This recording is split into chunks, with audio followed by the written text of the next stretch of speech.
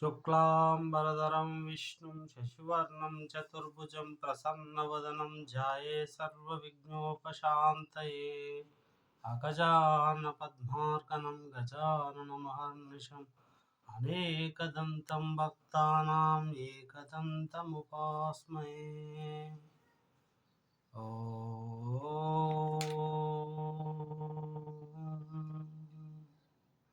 गुरुब्रह्मा गुरुर्विष्णु गुरुदेवो महेश्वर गुरु साक्षात् परब्रह्म तस्मै श्री गुरवे नमः।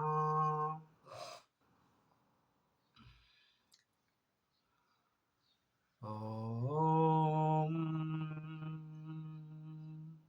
व्यासाय व्यासरूपाय विष्णवे नमो वै ब्रह्मानिधाय वासिष्ठाय ब्रह्मनिधाय कूजन्तं राम रामेति रामेति मधुराक्षरम् आरुह्य शाखा संस्कृतानाम् आलयं करुणालयं नमामि भगवत्पादशङ्करं लोकशङ्करं वागर्ता विगसंस्कृतं वागर्ता प्रतिवर्तये जगतरं पितरं वन्दे पार्वती परमेश्वरम् श्रुतिं परमेश्वरं समग्र वेतं समानेतु लक्ष्मी श्रीरंग रामै महिषी मधुरै कटाक्षै वैभव्य गुणांबा वनगौरी खंडोलका गौरी कुंडल गौरी हैमावती मकुटं सुहासिनी मकुटं मंदास्म मकरकुंडला जस्मिन् बिंदुधारं बहुल खंडधरं कपालकटाक्षं श्री वेंकटेश मुखाः सन्निधिं विमलपटी कमलकुटी पुस्तकपटी रुद्राक्ष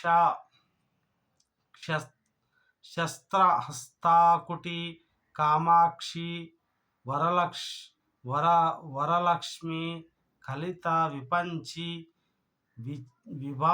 विभासी వైరంచి హరి ఓం శ్రీ పరమేశ్వర సభకు అందరికీ నమస్కారం। ఈ ప్రవచనాన్ని ఫస్ట్ టైం మీరు ఎవరైనా చూస్తున్నట్టయితే మరి మీరు సబ్స్క్రైబ్ చేసుకోండి। మరి ప్రవచన చక్రవర్తి మొలగాష్ మల్లేష్ మరి ప్రతి దుర్గా అష్టమి మరి ఆ యొక్క దుర్గామాత యొక్క దీక్షలో ఉన్నటువంటి వారు తీసుకోవాల్సిన నియమాలు మరి రెండో భాగం ఈరోజు చాలా శ్రద్ధగా వినాలి మాలధారణ వేసుకున్న వాళ్ళు। ఎందుకంటే దుర్గా అమ్మవారు ఆ యొక్క దుర్గమాసురుణ్ణి వధించినప్పటికీ కూడా తనకు అమరత్వాన్ని ప్రసాదించింది కాబట్టి ఆమె మనలో ఉన్నటువంటి చెడు గుణాలన్నీ తీసివేసి మంచి గుణాలను మనకు ప్రసాదిస్తుంది కాబట్టి దుర్గామాత భక్తులందరూ కూడా ఈ యొక్క ప్రవచనాన్ని మాలధారణ చేసిన వారు మాలధారణ చేయని వారు కూడా ఈ యొక్క ప్రవచనాన్ని అయితే మీరు వినవచ్చు। మనల్ని మనము ఎంత సంస్కరించుకున్నాము అన్నదానికి పరదేవత పెద్దపీట వేస్తుంది।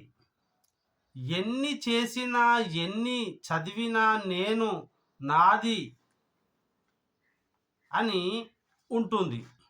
ఇప్పుడు మనము ఎన్నో చేస్తాం, ప్రపంచికమైనటువంటి పనులు ఏవేవో చేస్తుంటాము, ఎక్కడ పోయినా కూడా ఒక అహంకారం అనేది ఉంటుంది. నాది, నేను అనేది. ఈ రెండిటి నుండి బయట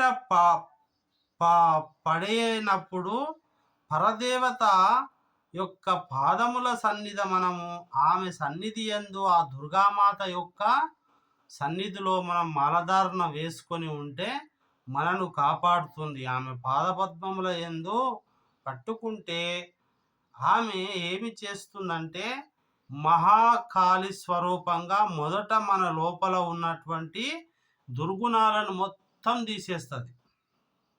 అయితే ఈ యొక్క దుర్గుణాలు తొలగిపోయినాక మనకు పోయే విధంగా చేస్తుంది. మీరు చూడండి, ఒక సూక్ష్మజీవి ఉన్నదనుకోండి, అది వ్యాధిని మాత్రం కలగజేస్తుంది. అది పోవాలి అంటే మనం వైద్యుని సంప్రదించాలి. అలాగే పరదేవత మన మనస్సును పట్టిన మలినాలన్నీ దూరం చేస్తుంది. ఈ యొక్క వేషాల ఎవ్వరు బాధలు అనేటివి పడకుండా కాపాడుతుంది. పరదేవత యొక్క అనుగ్రహం వలన కొన్ని కోట్ల జన్మల యొక్క పర్యంతం వచ్చిన మరి పనితరం దుర్గా మాత యొక్క అనుగ్రహం వల్ల తొలగిపోతాయి. దానికోసం మహాకాళి స్వరూపంగా 3 రోజులు ఆరాధన అది చేయడానికి, అమ్మవారికి ఇలా చేయడానికి పూజ చెయ్యాలి. అది ఏమీ ఉండదు. అందుకే మనస్సు అన్య ఐక్యమునకు తీసుకొని వెళుతారు. మొదటి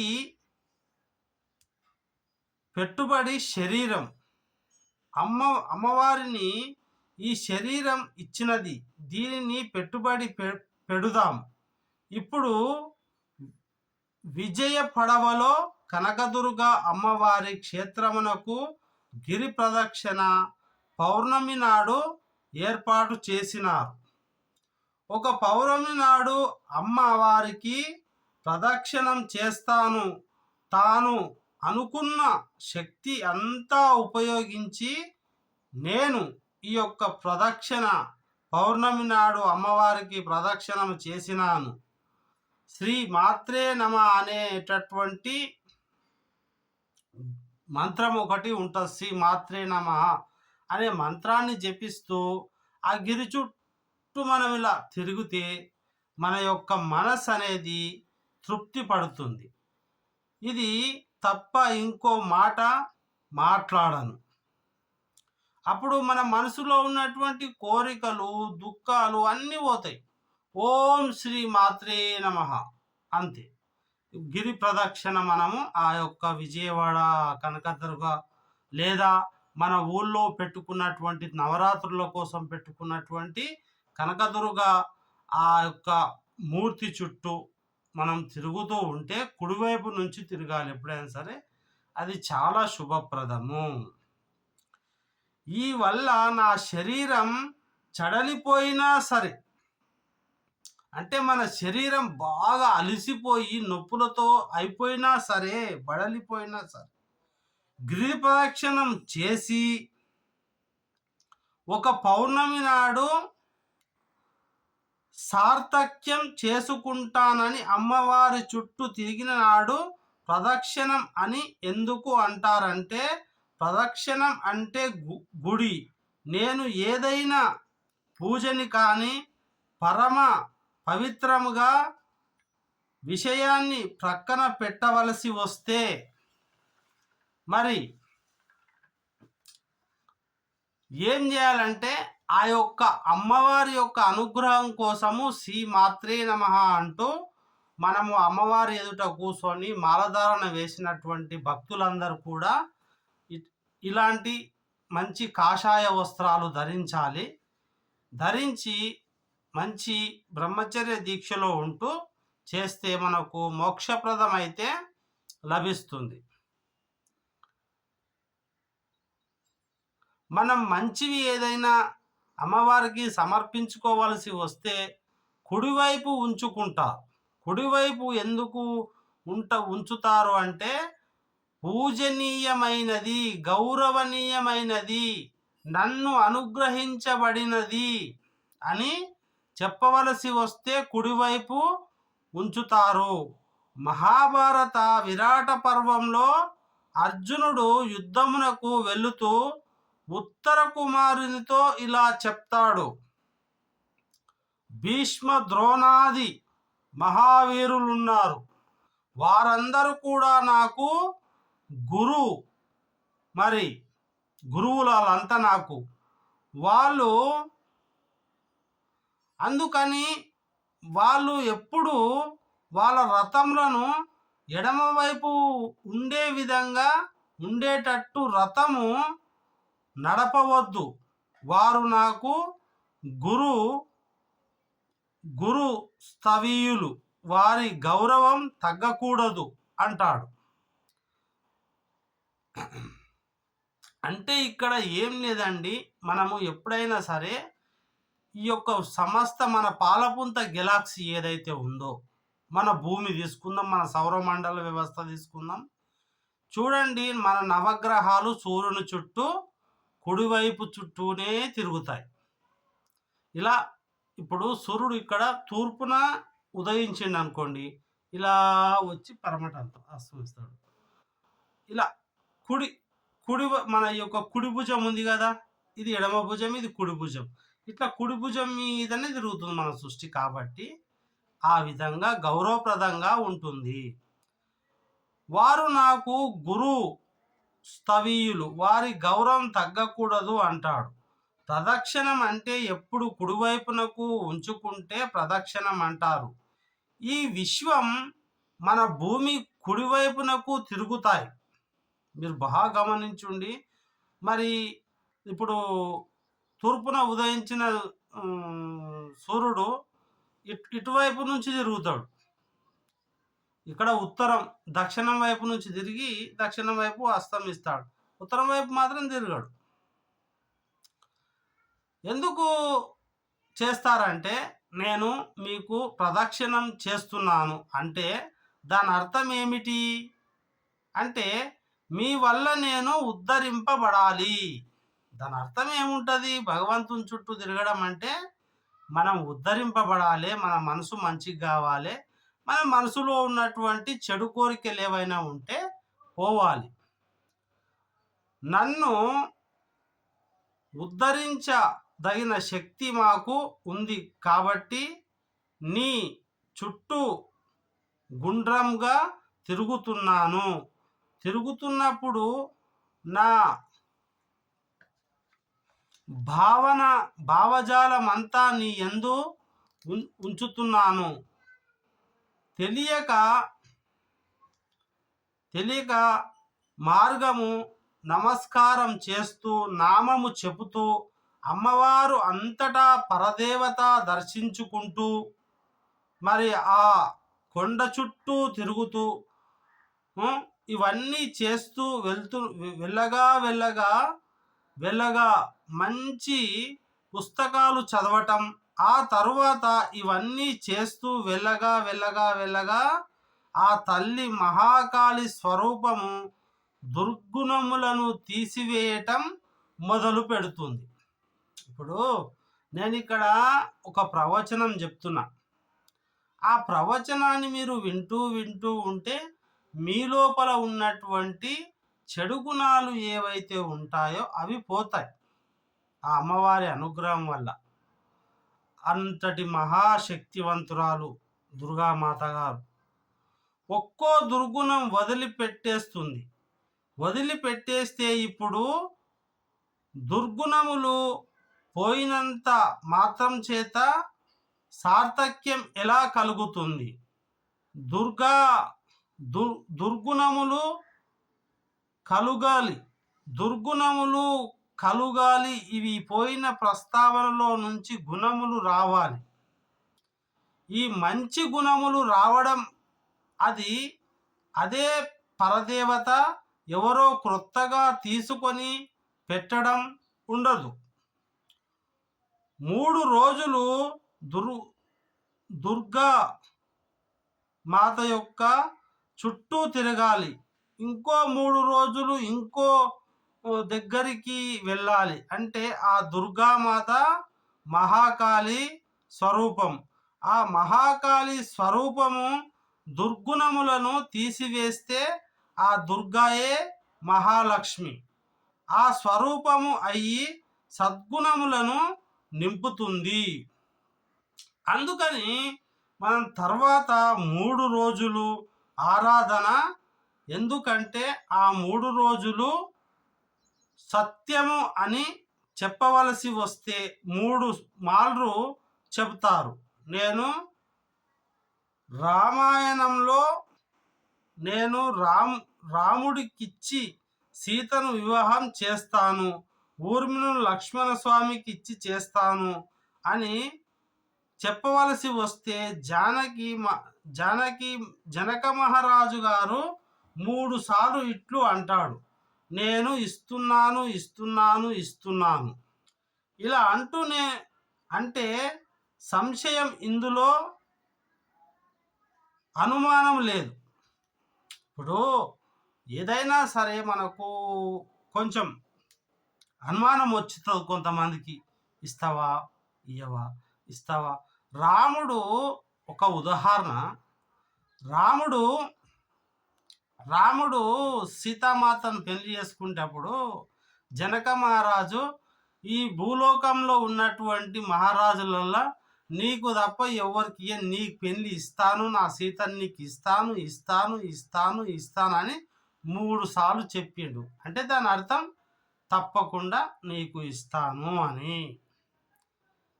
ఏదైనా 3 మార్లు అన్నారంటే అది సత్యము అని గుర్తు. అందుకే ఆ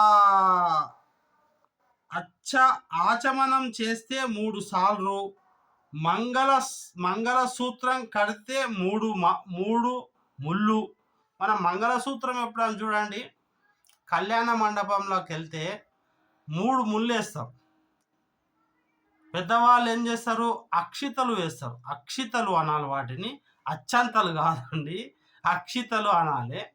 అంటే క్షయం కానటువంటి మీరు నిండు నూరేళ్ళు మీరు పిల్లా పాపలతో ఉండాలని ఆ 3 ముళ్ళు వేసిన తర్వాత అక్షితలు వేయాలి.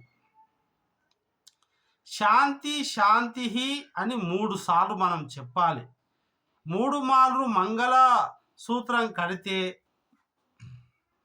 ఉపాసన చేసిన వారు, అంటే శ్రీ శక్తి ఆవిష్కరము ఈ చెప్పబడిన విషయములను నాకు అనుమానం లేదు. శాస్త్రం చెప్పినది, గురువుగారు చెప్పినది తిరుగులేని సత్యము. మనము ఎప్పుడే కానీ అనుమానం అనేటటువంటి రోగము ఎప్పుడు ఉండకూడదు. నిజ నిర్ధారణ చేసుకోవాలి. హరి ఓం. ఒకటి చెప్తా మీకు, బాగా గమనించుకోండి. ఈనాడు నాస్తిక ప్రపంచం చాలా పెరిగింది. అయ్యా మీ అందరికీ ఒకటే ప్రశ్న నాన్న, నేను చెప్తా. 108 పీరియాడిక్ టేబుల్లో ఉన్నటువంటి హెల్మెట్స్ ఏమున్నాయో అవన్నీ మీకు తెచ్చిస్తా. తెలిసిందా? ఎన్నున్నాయో అన్ని మొత్తం తెస్తా, ఒక్కటి లేకుండా. మీరు ఒక జీవిని సృష్టించగలరా? మేము చిన్న చిన్న సూక్ష్మజీవులను, పరాన్నజీవులను సృష్టించడం కాదు. అసలు మొట్టమొదలు ఈ భూమి మీద మనిషి ఎక్కడ పుట్టిండు, దానికి సమాధానం లేవు. ఇంకా సైన్స్ మనకు అంత ఎదగలేదు. అంత దాకా ఎందుకండి? సైన్స్లో మనకు ఆకర్షణ శక్తి యొక్క కణం ఎట్లుంటుందో కూడా మనకి ఇంకా తెలియదు. అంతలోనే ఆర్టిఫిషియల్ ఇంటెలిజెన్స్ తెచ్చిర్రు, ఏవేవో జరుగుతున్నాయి. వీటన్నిటిని నడిపించే శక్తి మరి పరదేవతా శక్తి ఒకటి ఉంది. ఆమె నీకు నిత్యం చూస్తూనే ఉన్నావు. శక్తి అంటే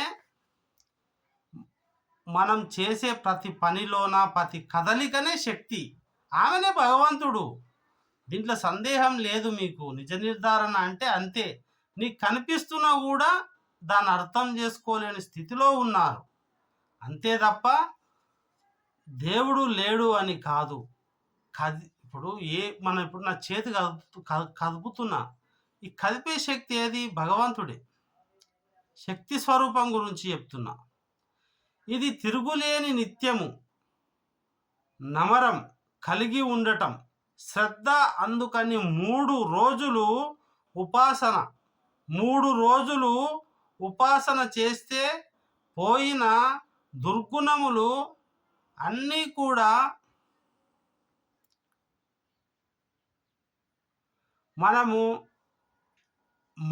మనము వచ్చే అవకాశం ఉండదు. ఇక 3 రోజులు చేసి ఇక చేయనక్కరలేదు అంటే తరువాతి 3 రోజులు మహాలక్ష్మి ఉపాసన. ఇప్పుడు అమ్మవారు ఏం చేస్తుందంటే సద్గుణములను నింపుతుంది. దానిలో ఇప్పుడు స్వార్థంతో ప్రవర్తించడం పోయి 10 మంది కోసము బ్రతకడం. నాది మనుష్య జన్మకు అపూర్వమైనటువంటి ఉపకరణ ఉంది.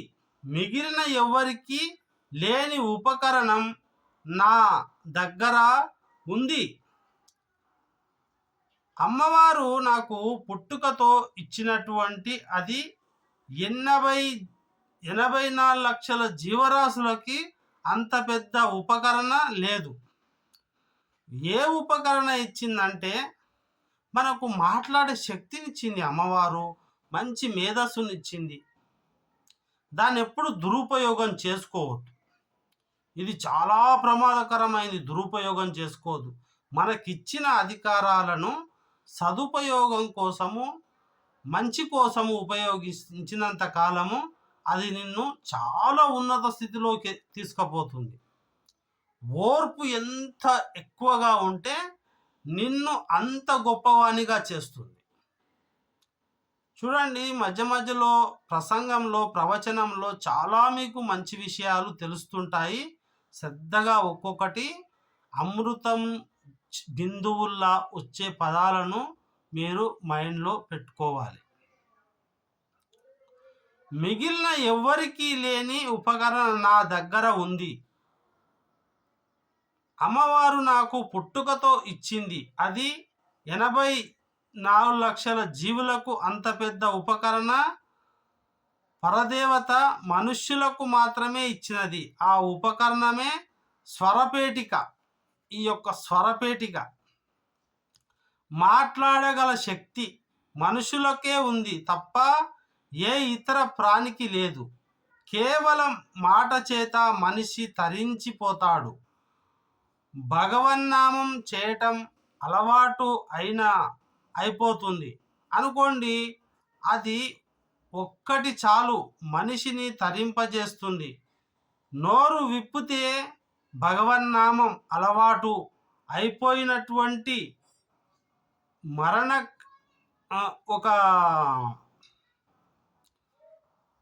అలవాటు అయిపోతుంది. మరణకాలములో ఆవేళ యమదూతలు వచ్చి రాజు భటులు వచ్చినప్పుడు కపవాత పైత్యములు పెరిగిపోయి భయంకర రూపాలతో ఆ యమభటులు నా యొక్క ఎదురుగుండా కనబడుతుంటే నేను ఆ భగవన్నామము పలుకుతునో పలకలేను అని ఇప్పుడు పలుకుతున్నా అని చెప్పినారు. ధర్మపురి క్షేత్రంలో నా తెలంగాణలో ఉన్నటువంటి కవి, ఆయన ధర్మపురి క్షేత్రంలో ఉన్నటువంటి కవి. ఆ నరసింహస్వామి క్షేత్రము ఉంది. ఆ నరసింహస్వామి క్షేత్రము క్షేత్రముని ఒక భక్తుడు, ఆయన ఒక గొప్ప కవి, నరసింహస్వామి శతకాన్ని చేశాడు. అందులో అంటాడు, బ్రతికినన్నాళ్ళు నీ భజన దప్పనుగాని మరణకాలమునందు మరతునేమో.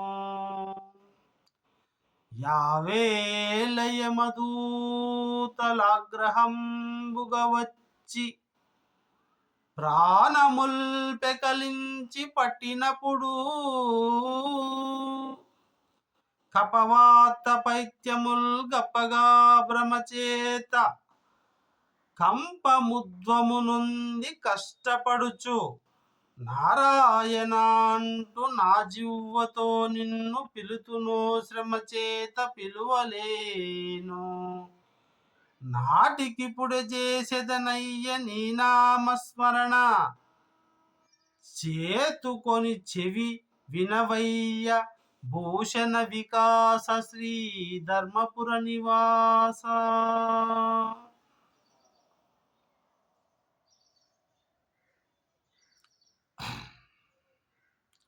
దుష్ట సంహార నరసింహ దురిత దూర అంటాడు. భగవంతుడు పలుకడానికి ఒక మనుష్య ప్రాణికి మాత్రమే అధికారము ఉంది.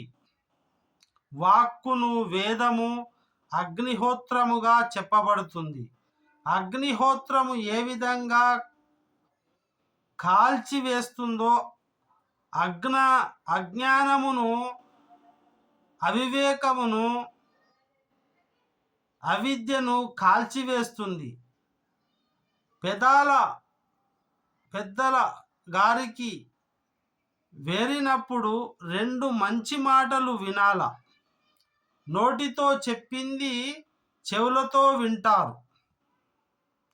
విని లోపల జాగ్రత్తగా నిక్షిప్తం చేసుకుంటారు. ఎందుకంటే వినగలిగిన అదృష్టం మనిషికి ఉంది. మా చెవులు భద్రముగా ఉండుగాక, మంచి విషయములు వినుగాక, మంచి మాట వినుగాక. ఎంత కష్టములో ఉన్నప్పుడు గాని వండి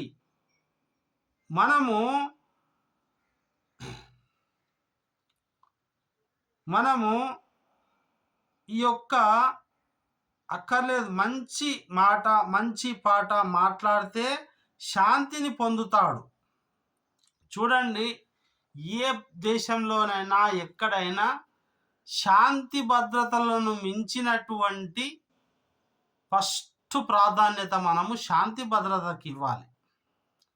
శాంతి భద్రతలు ఉన్నది చాలా గొప్ప దేశం.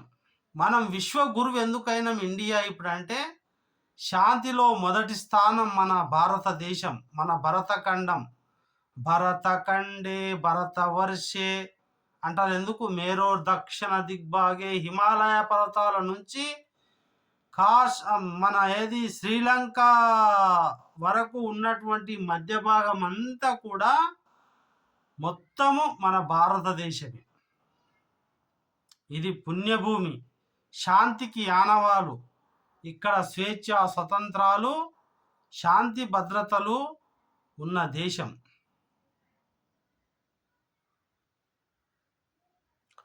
మనము దానము ఇవ్వనక్కరలేదు. మంచి మాట మాట్లాడితే శాంతిని పొందుతాడు. అంటే ఇక్కడ దానం ఇవ్వద్దంటే ఇవ్వద్దని కాదండి, ఇవ్వండి.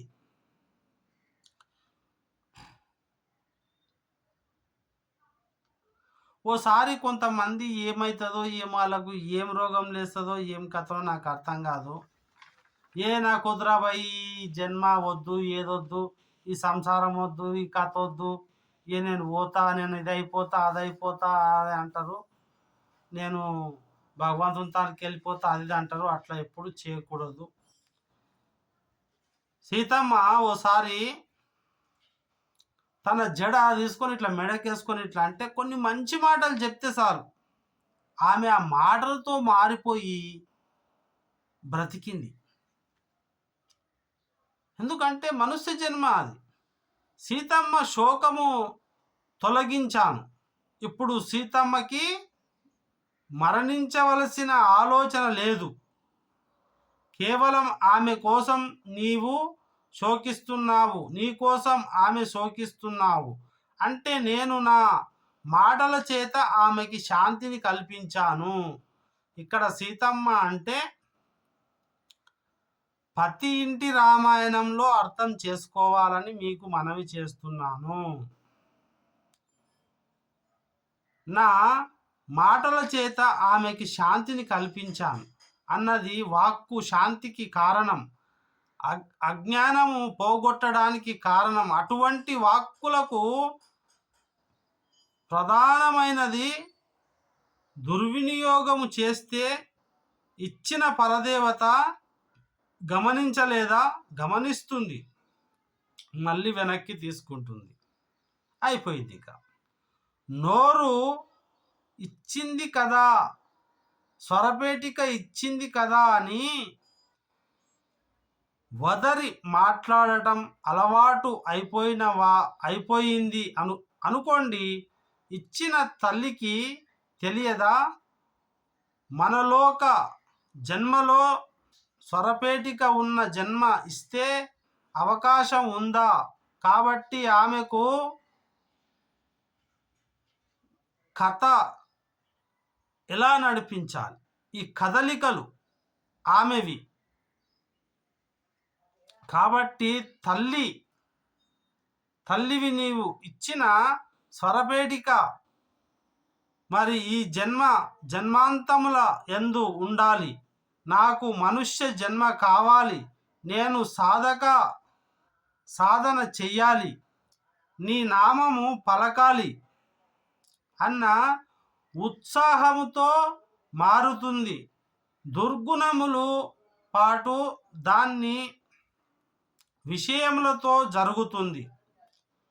క్రోధము అంటే ఇచ్చిన కోపము విడిచిపెట్టి లేకపోవడం.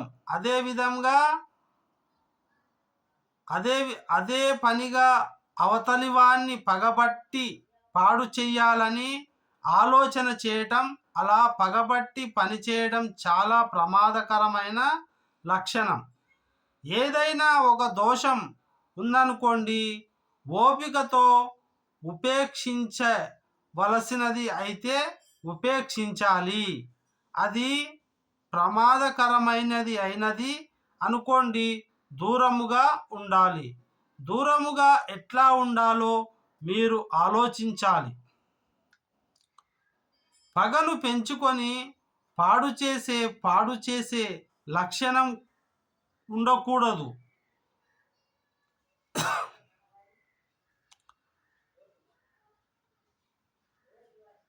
క్రోధమునకు విరుగుడు ఎక్కడ ఉంటుంది? క్షమాపణ యందు ఉంటుంది, ఓర్పు పట్టడంలో ఉంటుంది. అస్సలు ఓర్పును మించింది ఏది ఉండదు. ఎవరికి అంటే మనిషికి స్థానం ఎంత గొప్పదో ఒక్క ఓర్పు అంత గొప్పగా ఉండాలి. ఎంత గొప్ప వ్యక్తికి ఒక సమయానికి కోపం వచ్చినది అనుకోండి, దానిని తీరువేరు. ఒక మహాత్మునికి కోపం వచ్చింది అనుకోండి, ఆయన నోటితో ఏదైనా అన్నాడు అనుకోండి, అది అట్లాగే జరుగుతుంది. ఆ తర్వాత లోకానికి ప్రమాదం జరుగుతుంది. అంత పెద్ద స్థానంలో ఉంటారో వారు అంత ఓర్పు అవసరం అవుతుంది.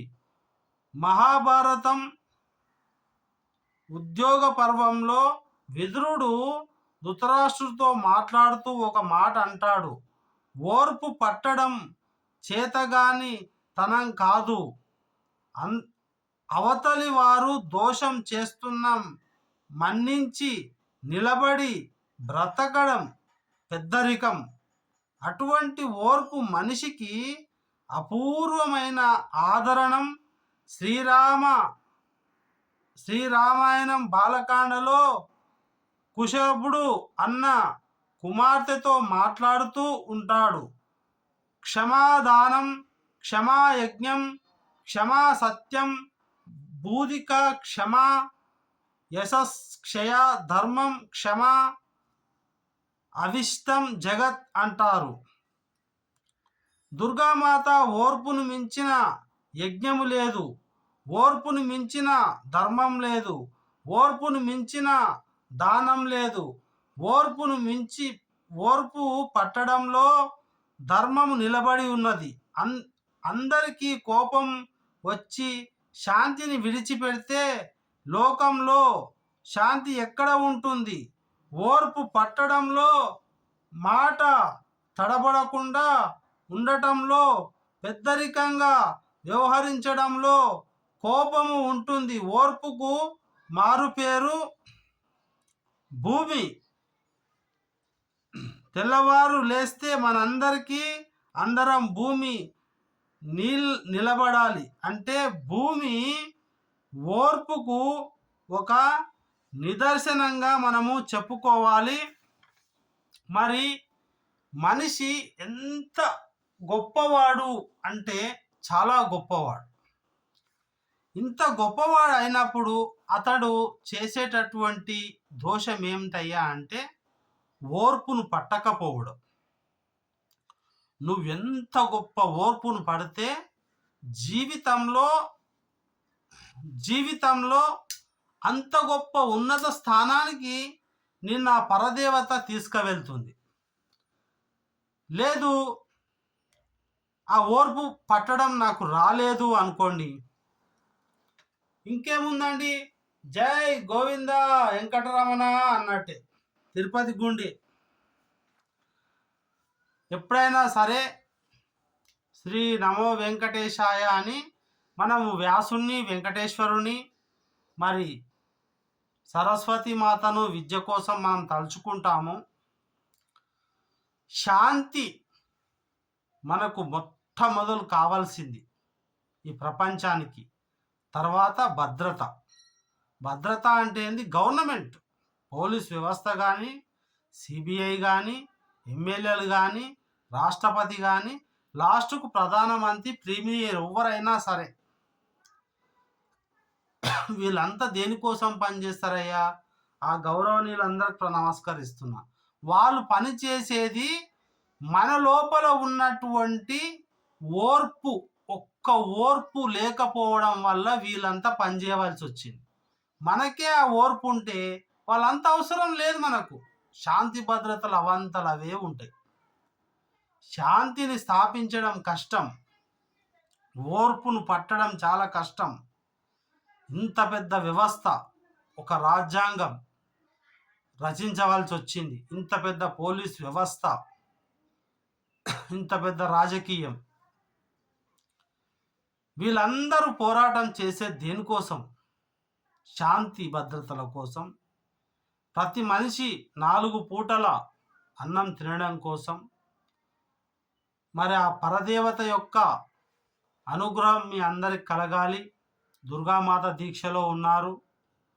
మరి నేను కూడా దుర్గామాత దీక్షలో ఉండి నిత్యము ఓం శ్రీ మాత్రే నమః, ఓం దుర్గామాత్రే నమః అంటూ జపిస్తూ, అందరూ విన్నా కూడా, చెవులతో విన్నా కూడా మీకు పుణ్యం లభిస్తుంది, మంచి జరుగుతుంది. దయచేసి నా ఛానల్ సబ్స్క్రైబ్ చేసుకొని సంతోష టైంలో మీ మనసు కలవరపడుతున్నప్పుడు చూడండి. అప్పుడు కూడా మీ మనసు బాధగా ఉన్నప్పుడు చూడండి, మీకు మంచి సంతోషం అయితే కలుగుతుందని నేను మాటిస్తున్నా. ఎవరిపైన ద్వేషం పెంచుకోకండి. క్షమించదగ్గదైతే దాన్ని క్షమించేయండి. క్షమాయజ్ఞం, క్షమాదానం, దీనిని మించింది ఇంకోటి లేదు. ఈ యొక్క ప్రవచనం 2వ భాగం దుర్గామాత యొక్క ప్రవచనం. మరి దుర్గామాత యొక్క ప్రవచనం 3వ భాగంలో చాలా ఇంకా మంచి విషయాలు తెలుసుకుందాం. 9 నవరాత్రులు కాబట్టి 9 ఎపిసోడ్లు చూస్తే మాలధారణ వేసిన వారి యొక్క జీవితం తరిస్తుంది. సర్వే జనా సుఖినో భవంతు. ఓం శ్రీ మాత్రే నమః. పరదేవతా స్వరూపమైన లక్ష్మీ సరస్వతి, అలాగే దుర్గా మాతాకి జై. స్వాములందరికీ కూడా జై. మాలధారణ వేసిన ఈ దుర్గామాత మాలధారణ వేసిన స్వాములకు కూడా నమస్కరిస్తున్నాను.